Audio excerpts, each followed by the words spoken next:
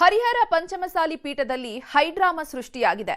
15 ಕೋಟಿ ರೂಪಾಯಿ ದುರ್ಬಳಕೆ ಆರೋಪದ ಹಿನ್ನೆಲೆ ವಚನಾನಂದ ಸ್ವಾಮೀಜಿಯವರನ್ನ ಪದಚ್ಯುತಿಗೊಳಿಸಲಾಗಿದೆ. ಇದು ದೊಡ್ಡ ಮಟ್ಟದ ಸಂಚಲನ ಸೃಷ್ಟಿಸಿದ್ದು ಭಕ್ತರ ಆಕ್ರೋಶಕ್ಕೆ ಕಾರಣವಾಗಿದೆ. ಈ ಮಧ್ಯೆ ವಚನಾನಂದ ಸ್ವಾಮೀಜಿ ಸ್ಫೋಟಕ ಆರೋಪವೊಂದನ್ನ ಮಾಡಿದ್ದಾರೆ. ಭಾರವಾದ ಮನಸ್ಸಿಂದ ಈ ತೀರ್ಮಾನ ತೆಗೆದುಕೊಂಡಿದ್ದಾರೆ.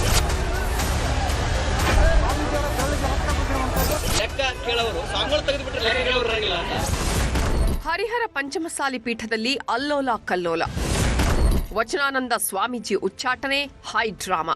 ಹರಿಹರದ ಪಂಚಮಸಾಲಿ ಪೀಠದಲ್ಲಿ ಅಲ್ಲೋಲ ಕಲ್ಲೋಲ ಸೃಷ್ಟಿಯಾಗಿದೆ. ಆಕ್ರೋಶದ ಜ್ವಾಲೆ ಭುಗಿಲೆದ್ದಿದೆ. ಹಣಕಾಸಿನ ವಿಚಾರಕ್ಕೆ ಶುರುವಾದ ಆಂತರಿಕ ಬಿಕ್ಕಟ್ಟು ಬೆಂಕಿಯಾಗಿ ಸ್ಫೋಟಗೊಂಡಿದೆ. ಟ್ರಸ್ಟಿಗಳ ನಿರ್ಧಾರದ ಕಿಚ್ಚು ಸಮಾಜದಲ್ಲಿ ಕಾಡ್ಗಿಚ್ಚಿನಂತೆ ಧಗಧಗಿಸುತ್ತಿದೆ. ಕೋಟಿ ಕೋಟಿ ಅವ್ಯವಹಾರದ ಆರೋಪ ಹೊತ್ತ ವಚನಾನಂದ ಸ್ವಾಮೀಜಿ ಉಚ್ಚಾಟನೆ ದೊಡ್ಡ ಮಟ್ಟದ ಸಂಚಲನ ಸೃಷ್ಟಿಸಿದೆ. ಇದು ಮತ್ತೊಂದು ಹೈಡ್ರಾಮಾಗೆ ನಾಂದಿ ಹಾಡಿದೆ.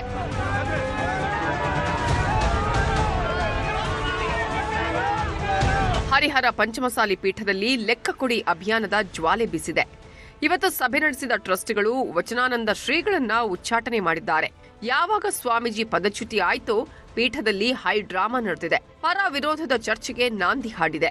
ಸ್ವಾಮೀಜಿ ಉಚ್ಚಾಟನೆ ಮಾಡಿದ್ಯಾಕೆ ಅನ್ನೋದನ್ನ ನೋಡೋದಾದ್ರೆ, ಪಂಚಮಸಾಲಿ ಹರಿಹರ ಪೀಠದಲ್ಲಿ 15 ಕೋಟಿ ಅಕ್ರಮ ಆಗಿದೆ ಅನ್ನೋ ಆರೋಪವಿದೆ. ಪೀಠಕ್ಕೆ ಸರ್ಕಾರ ಕೊಟ್ಟ 15 ಕೋಟಿ ಏನಾಯ್ತು ಅನ್ನುವ ಚರ್ಚೆ ಜೋರಾಗಿದೆ.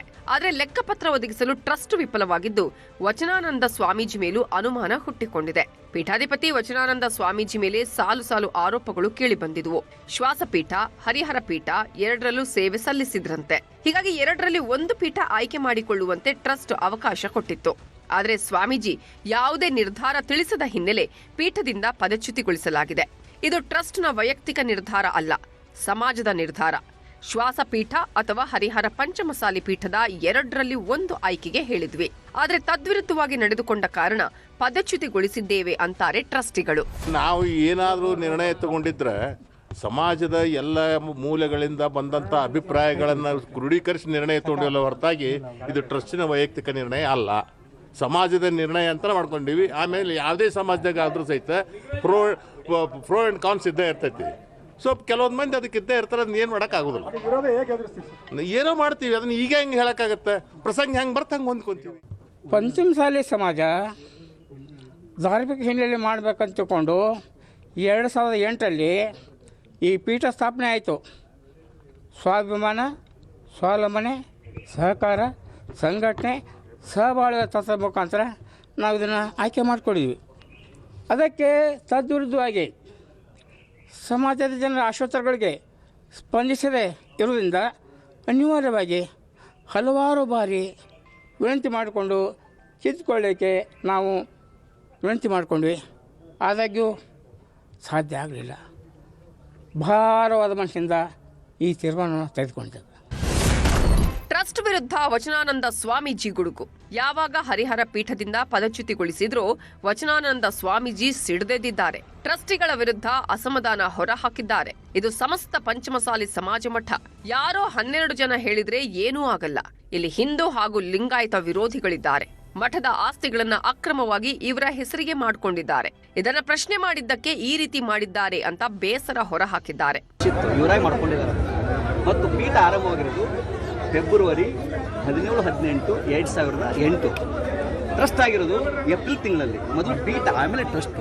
ಗುರುಗಳಾಗಿರುವಂಥ ಮಹಾನ್ ತಪ್ಪುಗಳ ಹೆಸರಿಟ್ಟುಕೊಂಡು ಅದನ್ನು ತಮ್ಮ ಸ್ವಂತ ಪ್ರಾಪರ್ಟಿ ಮಾಡಿದ್ದಾರೆ. ಮಠದ ಅಡಿಯಲ್ಲಿ ಇಲ್ಲ, ಕ್ವಶನ್ ಮಾಡಿಲ್ಲ. ಅದಾದ್ರೂ ಒಂದೇ ಕೇಳಿದೀವಿ ನಾವು, ಮೊದಲು ಕೇಳಿದ್ದಾರೆ. ಅದಕ್ಕೆ ಅವ್ರದ್ದೇನಪ್ಪ ಅಂತಂದ್ರೆ ಲೆಕ್ಕ ಕೇಳೋರು ಸಾಂಗಳು ತೆಗೆದುಬಿಟ್ರೆ ಲೆಕ್ಕ ಕೇಳೋರು ಇರಂಗಿಲ್ಲ ಅಂತ.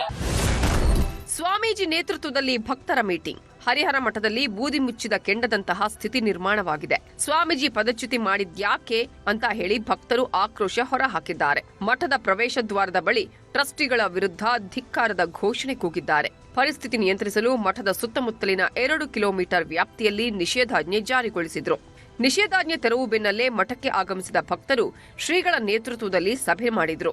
ಜೆಡಿಎಸ್ ಮಾಜಿ ಶಾಸಕ ಎಚ್ಎಸ್ ಶಿವಶಂಕರ್, ಮಾಜಿ ಶಾಸಕ ನಂದಿಹಳ್ಳಿ ಹಾಲಪ್ಪ, ಬಿಜೆಪಿ ಮುಖಂಡ ಬಿಜಿ ಅಜಯ್ ಕುಮಾರ್, ಮಠದ ಆಡಳಿತಾಧಿಕಾರಿ ಡಾಕ್ಟರ್ ರಾಜ್ಕುಮಾರ್, ಪಂಚಮಸಾಲಿ ಮುಖಂಡರಾದ ಪರಮೇಶ್ವರ್ ಗೌಡ, ಹೊನ್ನಾಳಿ ಬಾಬಣ್ಣ ಸೇರಿದಂತೆ ಹಲವರು ಭಾಗಿಯಾಗಿದ್ರು. ಟ್ರಸ್ಟ್ನ ಪದಚ್ಯುತಿ ನಿರ್ಧಾರವನ್ನ ಖಂಡಿಸಿದ್ರು.